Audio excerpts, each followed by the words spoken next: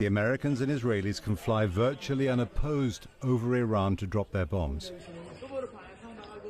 And far from here in Washington, D.C., President Trump says that means the regime is so badly beaten that it's talking to the U.S., desperate for a deal.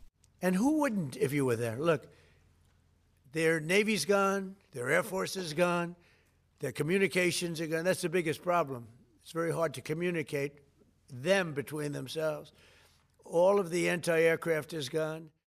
But this was Bahrain after an Iranian strike. This war is a clash of arms, ideologies, and messages. Iran's regime is not following Donald Trump's script. It has not collapsed. It's hitting U.S. allies, creating a regional war of attrition to make the most of the missiles and drones it has left. And it's thwarted his assumption that U.S. and Israeli power would guarantee a quick and devastating victory leading to regime change. The focus is now on the Strait of Hormuz, the narrow exit from the Gulf. Iran has effectively blocked it, cutting off 20% of the world's oil and gas supplies. Donald Trump has postponed his threat to destroy Iran's power grid if it wasn't opened, potentially a war crime, now claiming that Iran is offering big concessions. They cannot have a nuclear weapon. Just, I said yesterday, they said, what are the top 10? I said, well, number 1, 2, and 3 is they can't have a nuclear weapon. And they're not going to have a nuclear weapon. And we're talking about that. And I don't want to say in advance, but they've agreed they will never have a nuclear weapon. They've agreed to that. One of America and Israel's justifications for the strikes, for going to war, was that Iran was on the point of making a nuclear weapon. But Iran's official position has always been that it doesn't want one. Israel doesn't believe that, but perhaps President Trump is prepared to do so if it helps him find a way out of a war that Iran is trying to turn into America's latest Middle Eastern quagmire. BBC Persian has talked to Iranians who doubt that there's an easy way out. I don't think that they will negotiate.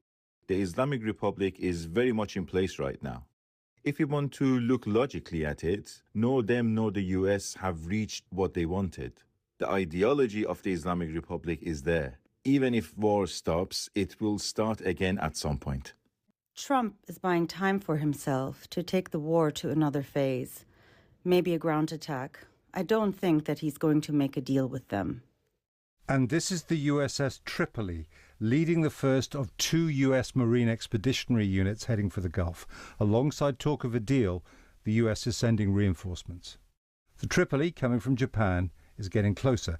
Another of these small but powerful amphibious forces, backed by their own helicopters and strike aircraft, has a long passage ahead from California.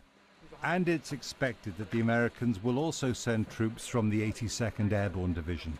It is looking like a crossroads. If talk of a deal is wishful thinking, the war could escalate. The United States is now getting closer and closer to the prospect of putting boots on the ground.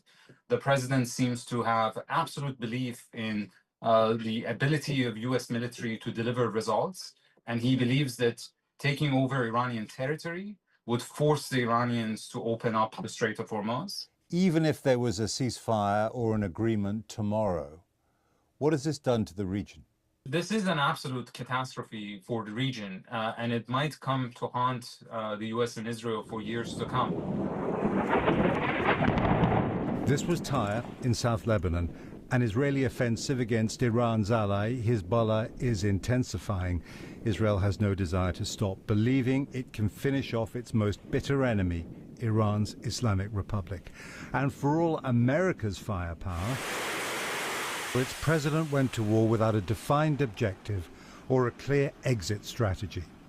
Now, as he tries to find one, Donald Trump risks deepening the strategic confusion that Iran's regime is using, not just to survive, but to try to dictate the way this war ends. Jeremy Bowen, BBC News. Let's go straight to the White House now and to our North America correspondent, Helena Humphrey. Helena, we're hearing such contradictory things. Where do things stand tonight?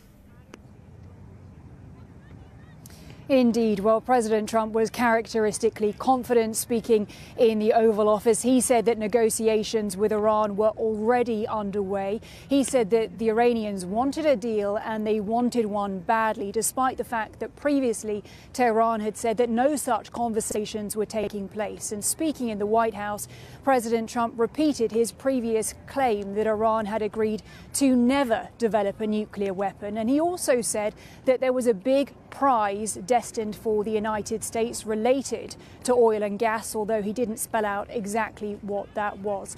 Nevertheless, the situation on the ground is such that the Strait of Hormuz remains largely blocked. There are US media reports that there could be more US troops sent to the region, including an elite contingent of paratroopers. And certainly we know that the Trump administration has been repeatedly asked as to whether they would send in ground troops, and they have said that they will not discuss battle plans openly and in public. But Iran now says that its only operational nuclear power plant has been struck. And with all of this in mind, those mixed messages, despite that upbeat tone from the president, I think it's fair to say that further escalation is not off the table.